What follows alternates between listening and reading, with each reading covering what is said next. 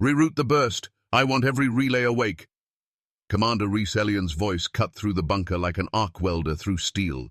The comms technician flinched, startled, as the signal scrambler's relay grid lit up across the wall-mounted heads-up display.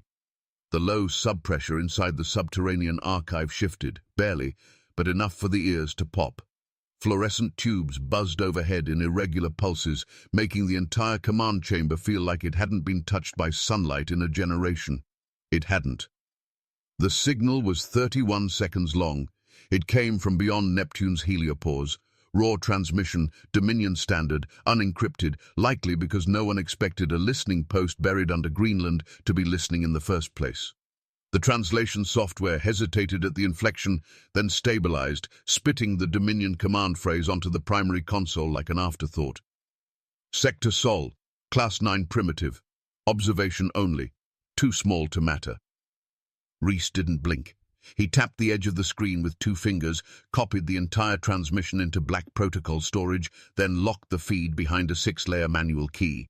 It would trigger no alerts to Earth's central network, no flags, no press briefing. Archive it under asymmetric vector candidates, he said quietly, already moving across the grated steel floor to his private desk module. The technician hesitated but complied. Rhys didn't explain further. He never did. The commander had lived through Mars transit collapse 12 years earlier. He'd walked through a corridor filled with fire suppression foam, ankle-deep in liquefied polymer, pulling half a dozen unconscious engineers from ruptured mag-rail pods, while alarms shrieked warnings in languages no one used anymore. After that day, he quit systems engineering and signed on with Defense Strategy Section 4. He didn't care about space diplomacy, flags, or planetary prestige. He studied pattern deviations, threats that arrived wearing masks of insignificance. His fingers moved quickly over a cracked tactile keyboard, navigating to the satellite anomaly logs. 3 days earlier, one of their deep field sensors had captured lensing events near Neptune, so minor that the AI had dismissed them as ghost echoes. Rhys hadn't. He knew Dominion procedure. First came passive scans, then gravity stitching via anchor nodes, and finally corridor stabilization for fleet entry. It was the same pattern they used on Liskar 5 and Halvan Reach, and the Ishtar shell. "Pull me lensing data from probe 47B, last 10 hours, Rhys ordered. The system beeped once, protesting the age of the satellite, but obeyed. Grainy footage emerged, nothing showy, a slow distortion pattern like light folding back on itself. It moved deliberately, setting points in solar alignment, exactly 7 nodes. That was Dominion anchor doctrine, 7 for corridor geometry. Rhys leaned in. They've started. Earth's orbital sensor net was still technically civilian, at least on paper. Most people wouldn't recognize anchor seeding if it danced on their porch. But Rhys had seen it before, on Mars during the blackout. There'd been no invasion, no bombs, just gravity turning wrong. His former supervisor lost consciousness staring at a blank readout. Nothing had arrived, but everything changed. He stood up, stretching his spine until his shoulders cracked. The air smelled faintly of burned copper, a symptom of aged insulation inside the floor panels. He pulled a canister of electrolyte solution from the supply rack and drank half in one pull. Not because he was thirsty, but because the fatigue was creeping in, and he needed his brain sharp for the next 12 hours. Across the room, the technician finally worked up the courage to speak. "Sir, you really think they're coming? No ships, no energy spikes, not even a probe." Rhys didn't answer right away. He was watching the gravity wave overlay draw itself like veins across the planetary grid. "They don't need to come," he said. "They seed first. They scan reactions. If we scream too loud, they open a gate. If we stay quiet, we become data." A vibration passed through the floor, barely perceptible, a byproduct of the geothermal stabilizers kicking on. Rhys keyed into the mainframe node and opened the moratorium files. Earth had enacted contact silence 21 years ago after the last intercepted broadcast from the Perseid arm. The official position was one of non-engagement, but Rhys had never agreed with the doctrine of waiting.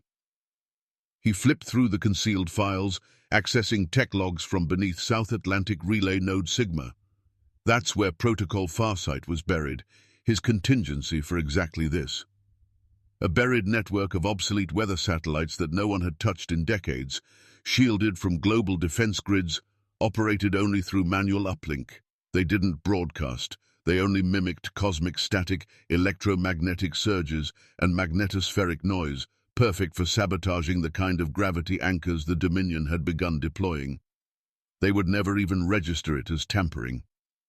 He opened the protocol suite and began initializing startup scripts. The system booted slowly, like a tired old soldier reluctantly rising from cryo. Still functional, still usable. "You're really activating that junk pile?" the technician muttered behind him, clearly baffled.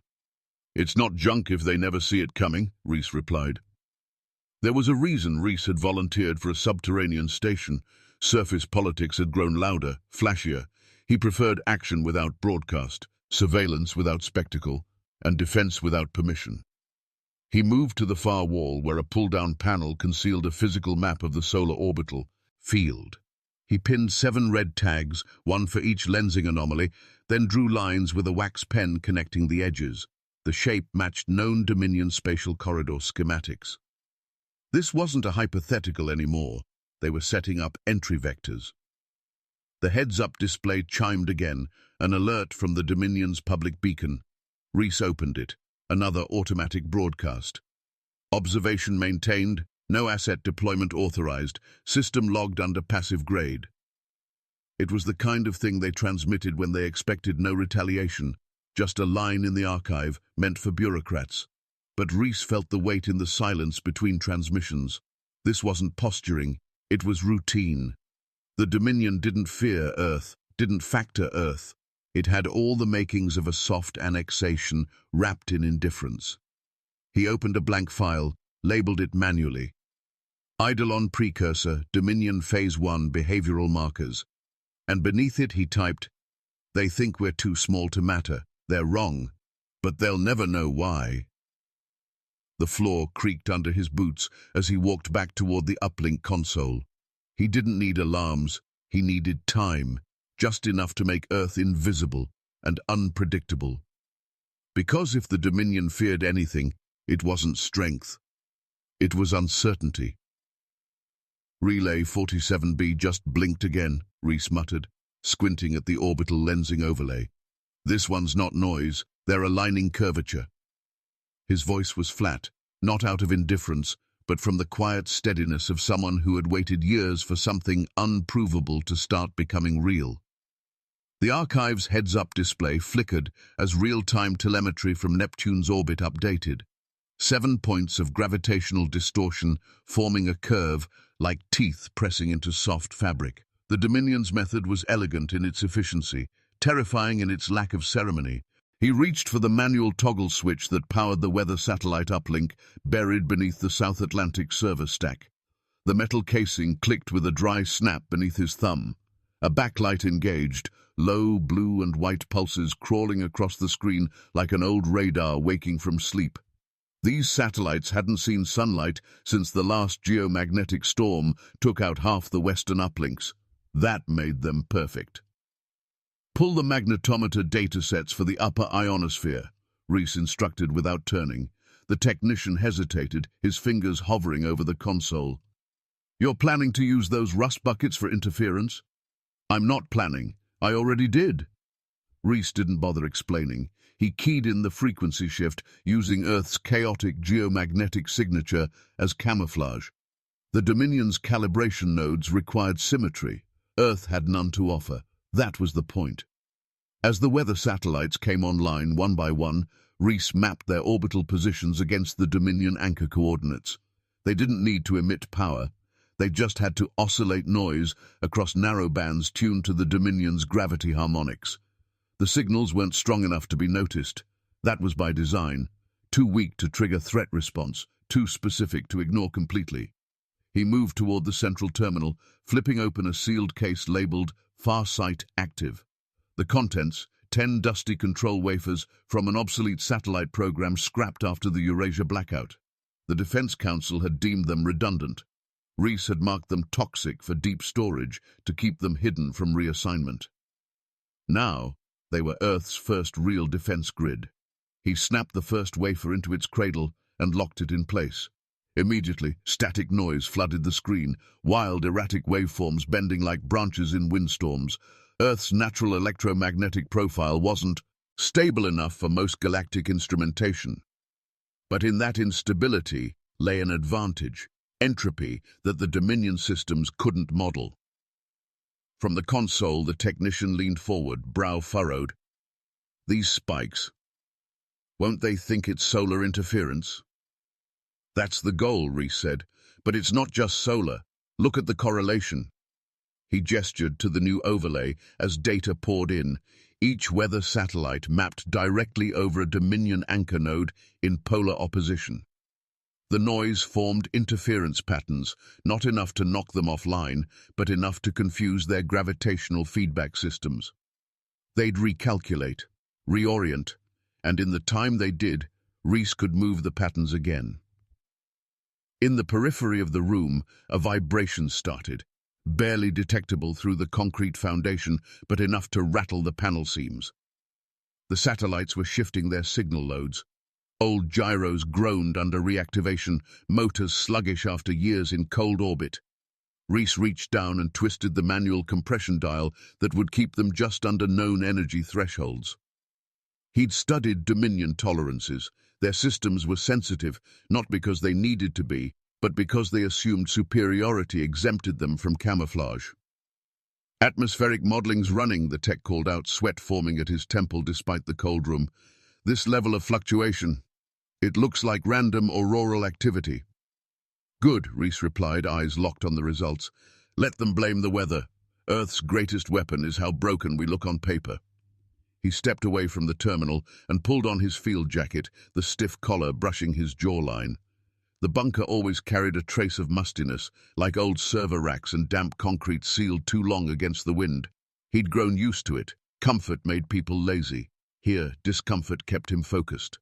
The console blinked, an AIL bot for a confirmed node misalignment.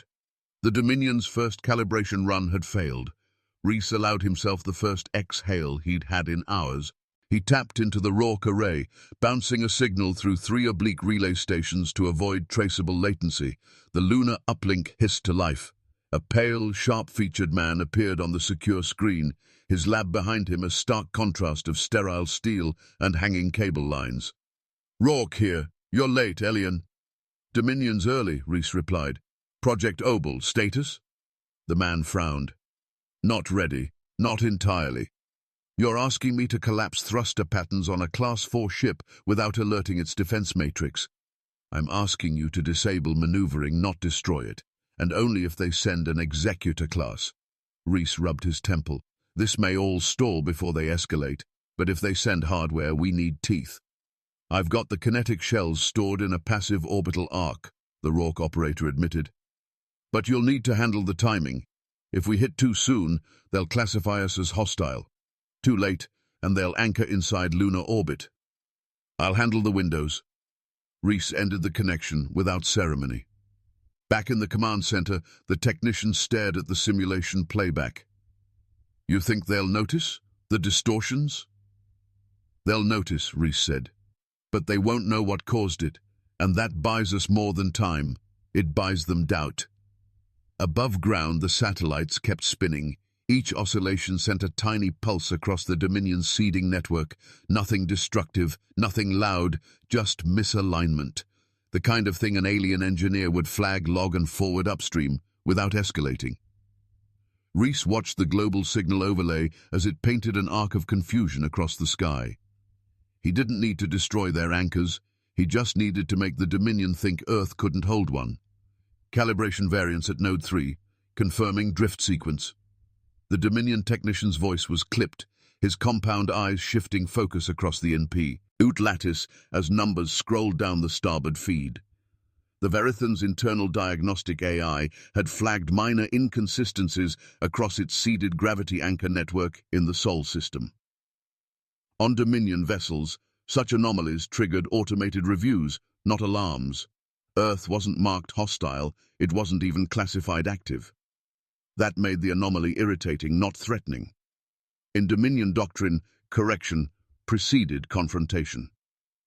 Arshon Tharvek stood over the primary heads-up interface aboard the Verithan, watching his operations team cycle through the recalibration tree. The vessel's interior was stark, grey bone-ridged plating, minimal lighting, curved pathways built around biomechanical flow patterns. Tharvek's long segmented arms clicked once as he activated Fleet Relay. Deploy to orbit near gas giant designated Jovian. Low-profile diagnostic approach, no tactical sweep, he ordered. We do not escalate primitive noise. The ship adjusted trajectory. Its maneuvering jets pulsed with rhythm, the drag waves rippling against the Jovian field's upper turbulence. Inside, analysts continued passing what they believed to be solar-induced calibration failure. Outside, a kinetic lattice was already drifting toward them, untracked, unsuspicious, and entirely handcrafted by Rhys Ellion's team. Beneath lunar orbit, Rhys stood inside the Rourke array's secondary targeting chamber. A fine sheen of sweat clung to his brow as he traced orbital arcs on a multi-tiered projection pane. The chamber smelled like cooling ceramic and ozone-insulated cable burn, a harsh but clean scent. From above, the targeting ring spun slowly, aligning directional nodes to track each fragment's arc. These aren't interceptors. They're debris, muttered the weapons technician beside him, baffled. Correct, Rhys answered. Debris with vector curves tailored to mislead targeting AIs.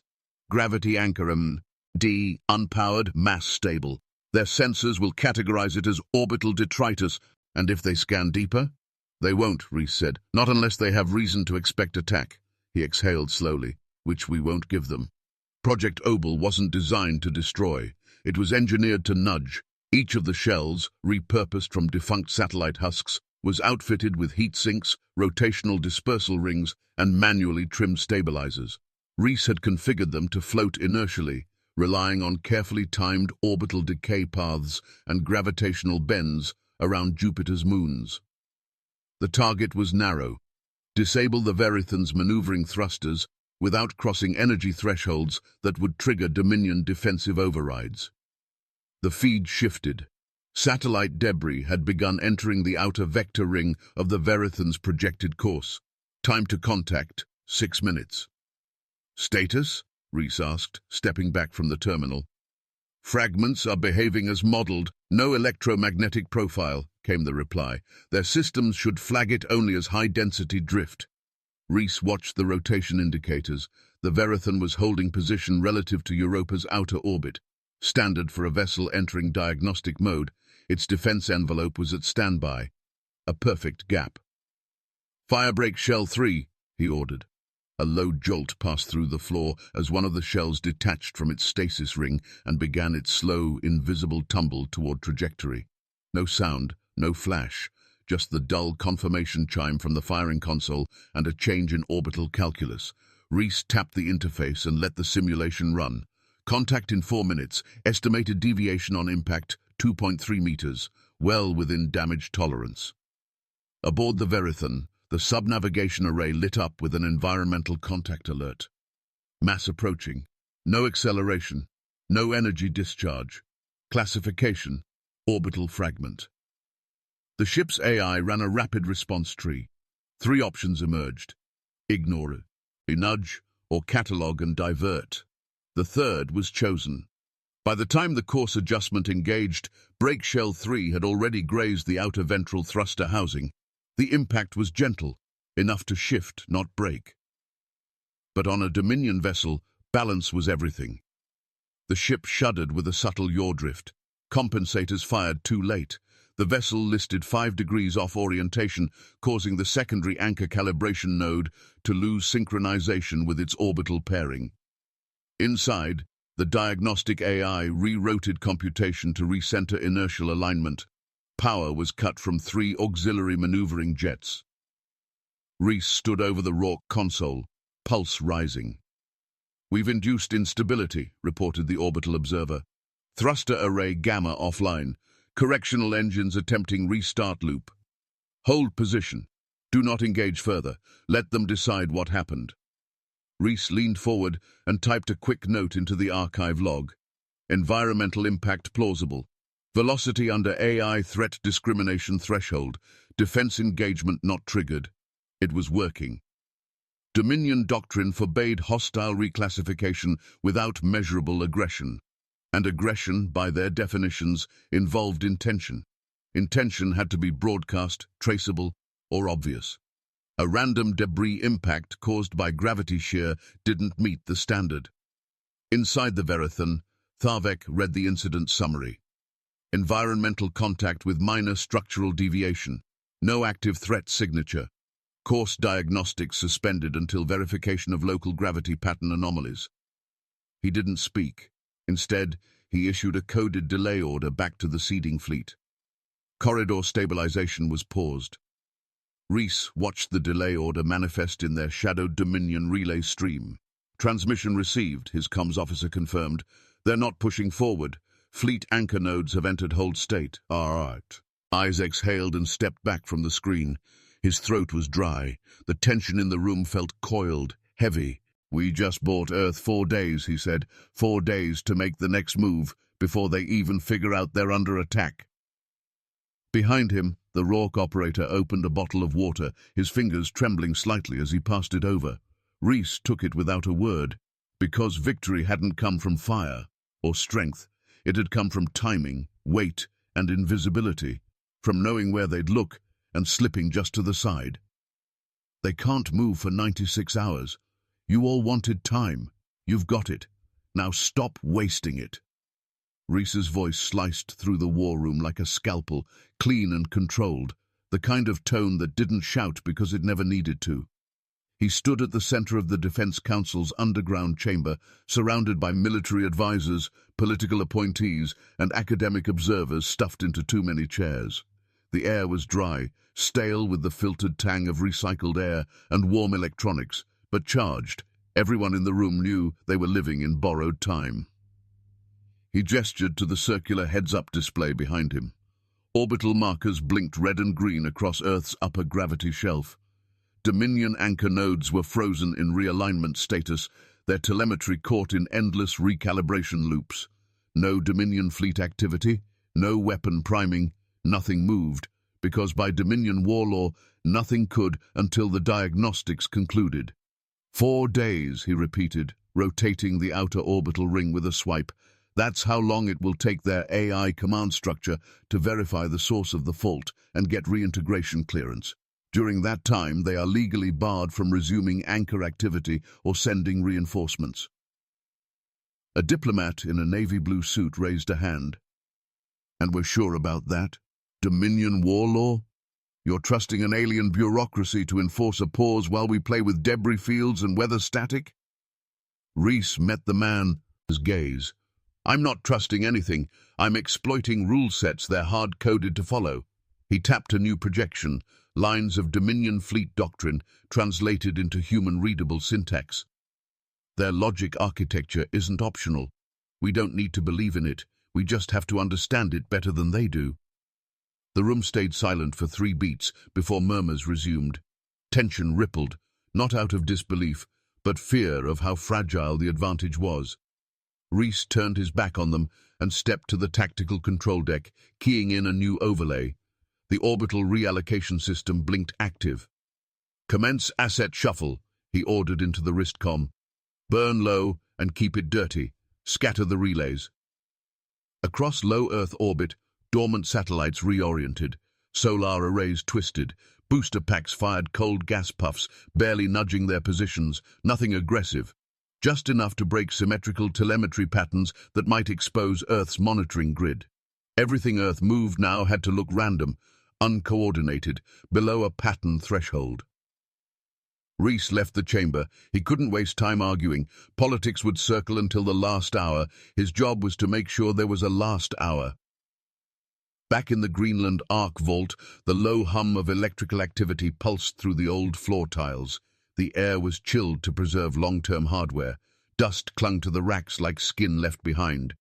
Reese moved with purpose down a tight corridor lined with thermal shielding, reaching a sealed access door. He input the code manually. 7 digits, memorized from a time no one else cared. Inside, the Eidolon cradle flickered to life. It wasn't beautiful. It looked like a mistake. Crisscrossed wires, aged casing, boot drives salvaged from military AI prototypes deemed ethically unreliable.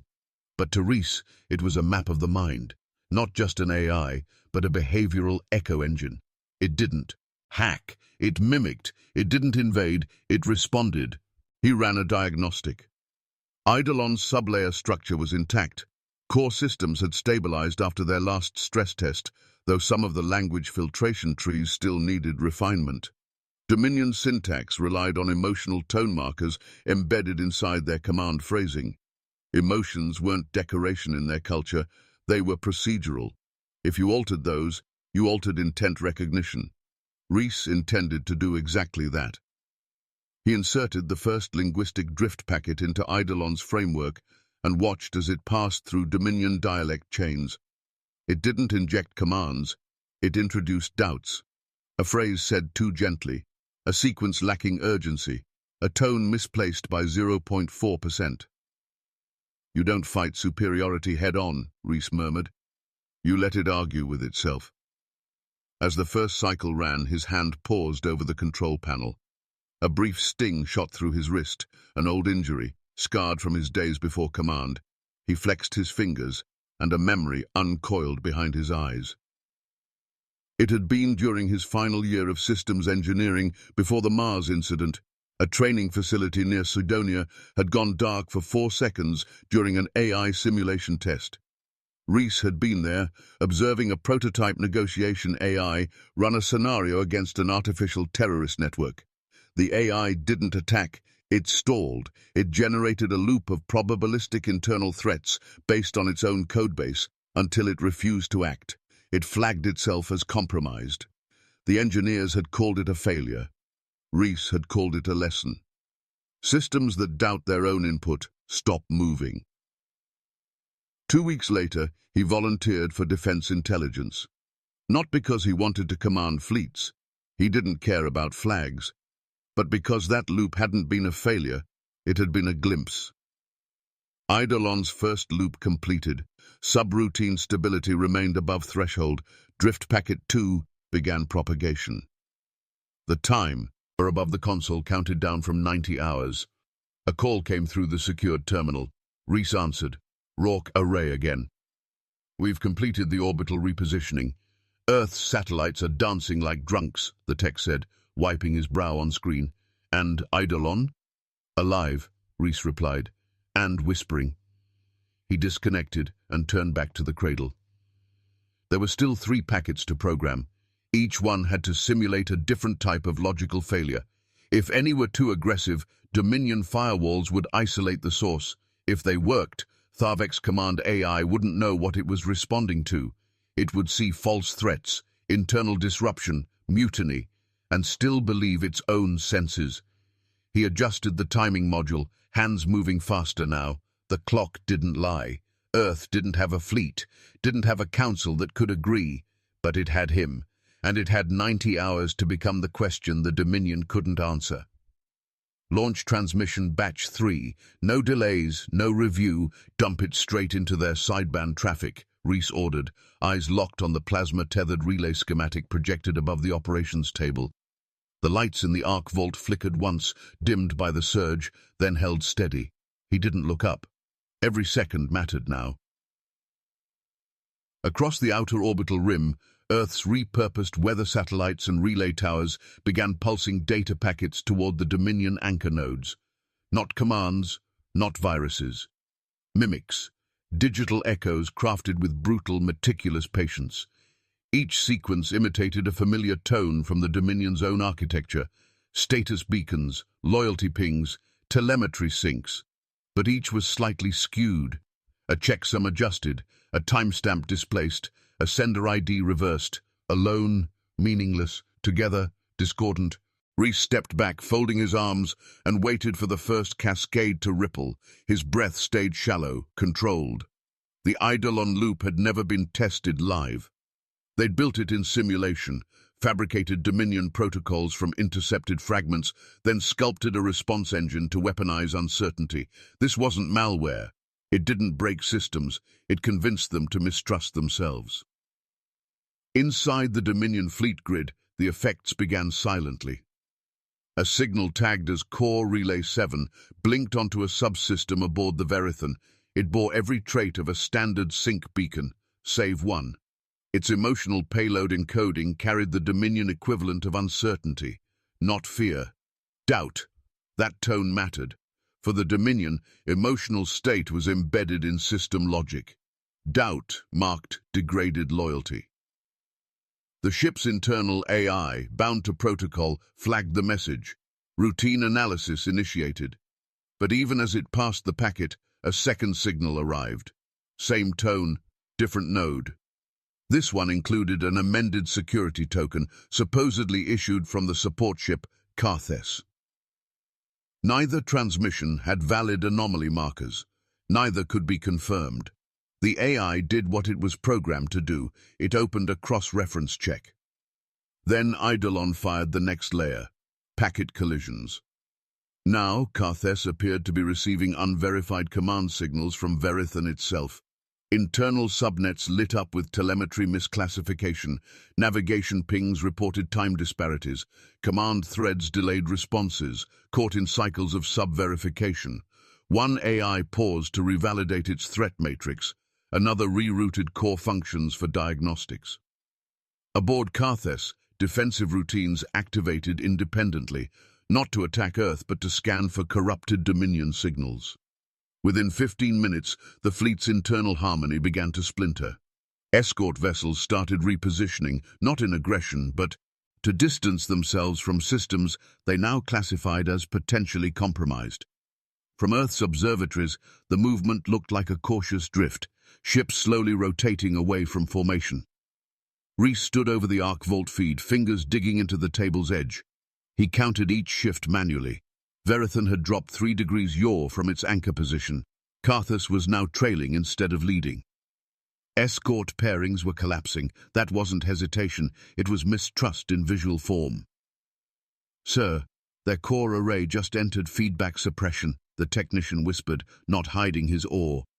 "They're pinging each other out of sequence. Monitor the distance variance. If any 2 ships break the 20-kilometer threshold, we reseed the packets with escalation triggers," Reese replied, never taking his eyes off the render. "We're not shutting them down, we're making them question their own inputs." From the Rourke array, additional confirmations poured in. Subspace backscatter revealed Dominion repeaters, sending verification loops, requests bouncing back and forth like static chasing its own tail. Dominion war doctrine relied on synchronicity, coordination. But now, every node was running diagnostics on the last one. The chain of command wasn't broken. It was recursive. Reese keyed into the Eidolon loop's core interface, fingers dancing across the controls. He loaded Packet Delta 9, a subtle linguistic shift that would reinterpret low-level telemetry as covert signal redirection. This was the final stage, the illusion of betrayal. Back aboard the Verithan, shipboard AI responded exactly as intended. The new packet mimicked a steering command from Carthes, but applied incorrect thrust vector data. The onboard logic flagged the input as an override attempt. Defense protocols shifted. Systems quarantined that sector of the command net. Officers aboard saw no ATA. No alarms. Only a quiet lockdown of communications and mobility control. The ship now believed its own escort was trying to take control. Reese didn't smile. He didn't blink. He simply issued the next instruction. "Begin passive recording of command lag intervals. We're timing their collapse." His technician swallowed hard. "What if they figure it out?" "They won't," Reese replied, calm as stone. "They're too busy analyzing each other." On the Dominion flagship, Tharvek stood alone in his command chamber, staring at a screen filled with unresolvable data. 8 nodes, each giving different status reports. Threat evaluations contradicting one another. Subsystem trust levels cycling below functional thresholds, and nothing external to blame. He didn't order a strike. He didn't call for reinforcements. He ordered silence, a fleet-wide audit. That gave Reese everything he needed. From the Arc Vault, Earth's defense protocols remained inert. No satellites moved. No broadcasts were made. All visible behavior ceased, because the illusion was complete. The enemy now believed the threat came from within. The anchor ring just dropped alignment. "Node 4's gone static," came the voice from Rourke Array's optical telemetry suite. Reese didn't look up. He was already watching it happen. On the main projection pane, the Dominion's spatial corridor construct shimmered out of geometric stability. Anchor nodes, once locked in mathematical synchronicity, were blinking asynchronously now, struggling to maintain shared gravitational curvature. To the untrained eye, it might have looked like routine drift, but to Reese, it was collapse disguised as delay. Dominion corridors required immaculate input agreement from each anchor to finalize tether formation. One node out of sync could be recalculated. 2 delayed confirmation. 3 or more. That triggered protocol halt. Dominion war entry corridors didn't open on speculation, they opened on certainty, and certainty was gone. Inside the Rourke command deck, the screens kept cycling, triangulating the Dominion fleet's rotational repositioning. Escort vessels had drifted even further apart, subtle corrections stacking up into major navigational deviations. Still no weapons active, no hostile movement, just quiet decay. They're still trying to realign Node 2 with the Jovian loop, but the gravitational field's not holding, the comms officer muttered, half in disbelief. "It's like they're guessing." "They are," Reese said. He reached for the interface and shut down Earth's final background pulse. Eidolon's last packet had seeded an illusion of artificial interference deep into Dominion repeaters. It didn't damage anything. It simply introduced variable delay where none should exist. 2 milliseconds off at Node 4, 5 at Node 7. And the Dominion AI couldn't agree on whether that constituted external sabotage or internal drift. Reese issued one more order. "Kill all outbound feeds, full silence, not even reflection beacons." The tech turned to protest, then saw Reese's expression and obeyed. He knew what that face meant. The trap was set, and the bait had already been swallowed. Now came the most critical stage, disappearance. Above Earth, all motion ceased. Weather satellites froze in passive mode. Signal jammers disconnected.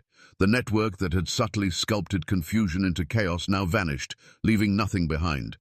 Dominion tracking protocols, already overwhelmed by inconsistencies, would find no consistent source, no pattern to triangulate. Earth had made itself too incoherent to interpret. On board the Verithan, Tharvek paced inside the bridge chamber. The air around him buzzed with diagnostic prompts. One anchor node was locked in a reset loop, another refused to pair. Cross-node verification commands returned conflicting hash patterns, some containing incorrect command emotion markers. His systems didn't detect any damage. No XT. External source. No direct threat. That was the problem. A Dominion fleet could counter weapons, could withstand radiation bursts, could adapt to cloaked kinetic projectiles, but what it could not tolerate was input divergence. Without agreement across anchor nodes, no corridor could stabilize. Without corridor stability, no reinforcements could arrive. Tharvek ordered an interfleet sync cascade, a mass alignment sequence meant to force protocol convergence. Within seconds, half the ships in his escort array responded with contradicting threat assessments. One flagged Carthus as compromised, another flagged the original calibration node, still another cited emotional incongruence in upstream commands. "Emotion bleed detected," announced one of the Dominion AIs aloud, its voice modulated with distortion. "Requesting sentiment chain authentication." That was the final fracture. From Earth, the Rourke array tracked the fleet's internal jitter, minute alterations in flight posture, weapons slowly retracting into safe mode, not from fear, but from procedural deadlock. They didn't know what they were facing, and worse, they weren't sure whether the danger was among them or around them. "Still no sign they've identified Earth," the technician said.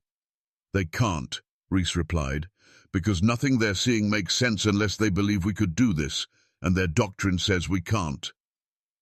He walked to the projection pane and watched the Dominion formation slowly widen into what could only be interpreted as preparation for departure. Their corridor had failed, No shots had been fired, no enemy had been named, but the mission was compromised, and by their rules, that demanded retraction. One of the junior analysts at Rourke leaned in toward Reese. "Is it over?" Reese didn't answer immediately. He was watching the Verithan's position relative to its anchor nodes. Tharvek had turned the ship 20 degrees off calibration center, the signal to retreat. Almost. On the bridge of the Dominion vessel, Tharvek gave the final order. "Suspend anchor initiative. Upload anomaly logs to deep storage. Mark system Sol as unstable. Prepare withdrawal vector." His command staff didn't argue. The Dominion doctrine prized control, and control meant knowing. Here, they no longer did. On Earth, Reese folded his arms, the tension in his shoulders finally easing, though his gaze stayed sharp. The Dominion fleet began slow drift toward the outer system boundary, forming into standard withdrawal array. No erratic movement, no admission of failure. Just a silent retreat from a system that didn't fight, but refused to cooperate with their understanding of reality. "They won't be back," Reese said finally.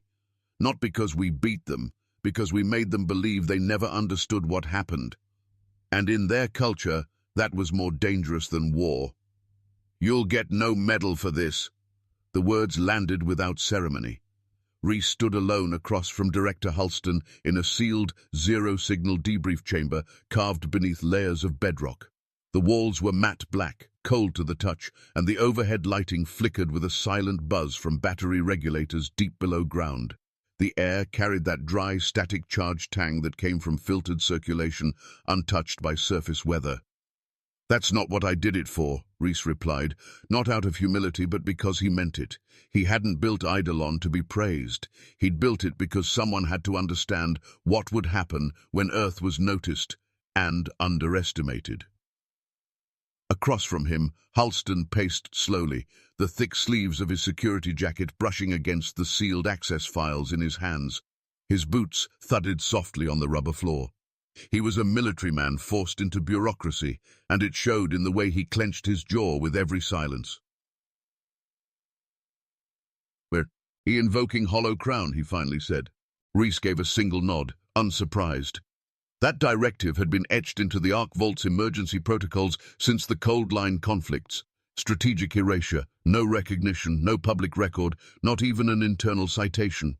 The operation would vanish into classified code, locked behind 3-layer clearance walls. Even the term Eidolon would be redesignated under a false weather monitoring subproject. "No leaks?" Reese asked quietly. "Media's spinning it already. Gravitational pulse irregularities, some solar interference." Halston shrugged. "Couple observatories caught the Dominion anchor flicker. Nothing sharp enough to track. We seeded the observatory logs with turbulence overlays last night. Nobody's asking the right questions." The silence after was long. Reese didn't break it, not until Halston stepped closer. "You understand what you've done, right?" he said, voice lower. "You didn't just disable an entry vector. You taught them to be afraid of data they can't verify. They'll never trust their own systems the same way again." "That's not fear," Reese replied, eyes steady. "It's discipline. Now they know they have a blind spot." Halston looked at him for a moment, searching for something, then nodded. "The logs from Eidolon. We're sealing them inside Vault Theta. Physical storage only. No network uplink, no AI oversight. You'll be listed as system architect. That's all." Reese turned to leave. "One more thing," Halston said. "Don't come back here. From this moment on, Commander Elian is considered archived personnel. Status: inactive." "I was already gone," Reese said as the door slid shut behind him. Outside, the surface world continued, blissfully unaware. News stations ran sleek segments with orbiters zooming across stylized graphics. Experts in suits offered commentary on solar gravitational drift and hypothetical rogue mass fields. No mention of Dominion ships, no whispers of the corridor. Just math and magnetism, scrubbed clean of consequence. Back in the Dominion High Chamber, deep within the Kefari core, Archon Tharvek stood before a judicial tribunal. The room was constructed in a hexagonal dome, each wall lined with glyph recording resonance panels. Above him, the central arbiter spoke. not with anger, but with administrative finality. Expedition Sol. Result: structural failure without conflict. Asset destabilization attributed to systemic contamination. Recommend classification upgrade. Asymmetric vector. Containment risk. Tharvek said nothing. He knew better than to defend what the Empire had already chosen to erase. The Arbiter's next sentence came without emotional markers. Directive 44X enacted. All referential data pertaining to System Sol to be placed under lexical quarantine. Distribution prohibited. Simulations archived with blocker packets. Instructional materials redacted. Discussion forbidden under Galactic Institutional Clarity Statute. Across the Dominion's administrative networks, AI cores received update signals. Subroutines tasked with Galactic survey cataloging began deleting, folding and sealing entries. Sol became a blank space inside a matrix of certainties. Not hidden, excluded. Like a word that couldn't be translated anymore, scrubbed from usable grammar. Ships previously assigned to fringe patrols near the Orion Spur rewrote with new coordinates. No one was told why. They didn't need to be. In Earth's Greenland Arc Vault, the corridor latch leading to Vault Theta slid shut. The drive containing Eidolon's source logic rested inside a magnetic seal cage surrounded by vacuum-stabilized cryoblocks. It would never connect to another machine again. Reese stood outside that room staring at the door he would never open again. His hands were in his coat pockets, shoulders relaxed in a way that only came after weeks of tension finally released. Yet his eyes didn't reflect triumph, just an understanding of what came next. Earth hadn't fought a war. It had simply become something too dangerous to describe. The Dominion survey vessel Alarenth adjusted course 17 hours before entering the expected drift corridor near the Sol boundary. No incident preceded the change. No warning from Central Command. The course correction was issued via an automated packet labeled Route Deviation. Historic conflict vector, procedural avoidance. No further explanation followed. Not even the ship's own navigator knew why. The Sol system, once marked for annexation, no longer appeared on active Dominion wayfinding algorithms. Its coordinates existed, on star maps, in gravitational archives, but no ship traveled through its proximity without an encoded detour protocol rerouting them in advance. There were no diplomatic complaints, no protests from Earth, because there had been no declaration to ignore, only absence. Somewhere deep within the Dominion's layered memory clusters, AI subroutines still ran background scans, silent processes sifting for signal anomalies, residual behavior markers, or echoes of command fracture. They weren't flagged as critical. They weren't even visible to most system monitors. They just ran. A silent hunt, endlessly recursive, looping across simulations that never resolved. Every few hundred cycles, one flagged a sub-emotion pattern mismatch. Another picked up a disrupted command sequence echo. Each flagged anomaly traced back to an origin that no system could reference because the Earth event logs had been purged. The Dominion had not lost a war. They had not suffered defeat in the traditional sense. What they had experienced was something their architecture was not built to classify. Epistemic collapse. They could not prove the threat. They could not locate the agent. They could not predict the behavior, and so they removed the variable. On Earth, the years passed quietly, without invasion, without retaliation. Humanity continued, rebuilding its off-world infrastructure, refining its orbital defense systems, integrating the lessons of Eidolon into secure, dormant archives. There was no broadcast victory, no parades, no holiday etched in stone. The official histories marked the period as gravitational containment vigilance, a neutral phrase for something far stranger. Only those buried in the Arc Vault or scattered within the Rourke array still remembered what had been averted. The Rourke platform had aged. Its docking rings were half decommissioned, its rotation stabilizers slightly offset after years without budgeted maintenance. It hovered in the shadow of Earth's outer orbital shelf like a relic. Inside one of its auxiliary domes, Reese Elian stood alone by the reinforced viewport. The stars stretched before him, bright, indifferent, and mathematically consistent. He sipped from a recycled glass flask, condensation forming on his fingers in the room's artificially dry air. Behind him, the cradle that once held Eidolon was sealed, now repurposed for archive cooling units. He didn't need to speak. There was no one to hear. He leaned forward slightly, watching the black arc of Jupiter crest into view. There'd been no contact from the Dominion since that day. No probes, no scouts, no second fleet. They hadn't reinforced their claim. They'd erased the memory of ever making one. Reese's hand pressed against the edge of the viewport. The metal was cool beneath his palm. He thought of the Dominion Tribunal, their arbiter voice flat, issuing silence like it was an act of mercy. He thought of Eidolon's code, still sleeping, stored inside inert drives deep underground, never networked again. There was no satisfaction in it, no regret either, only understanding. They didn't win by breaking the enemy. They won by making the enemy uncertain of what could be trusted. Not with fleets, not with violence, with distortion, with silence, with doubt made permanent. Out there, somewhere in Dominion-controlled space, the AI cores still searched, for meaning, for pattern, for anomaly signatures that wouldn't resolve, and they would keep searching. Because a system like Earth, once dismissed, had become something worse than dangerous. It had become unquantifiable. And in the logic-driven cold calculus of an empire built on certainty, that was the one thing they could not allow themselves to name. What did you think of Earth's silent victory? Was Rhys Elian right to fight with misdirection instead of firepower? Would you trust silence over strength if the enemy couldn't even define you? Let us know your thoughts in the comments. Hit that subscribe button and turn on notifications. You don't want to miss what's coming next.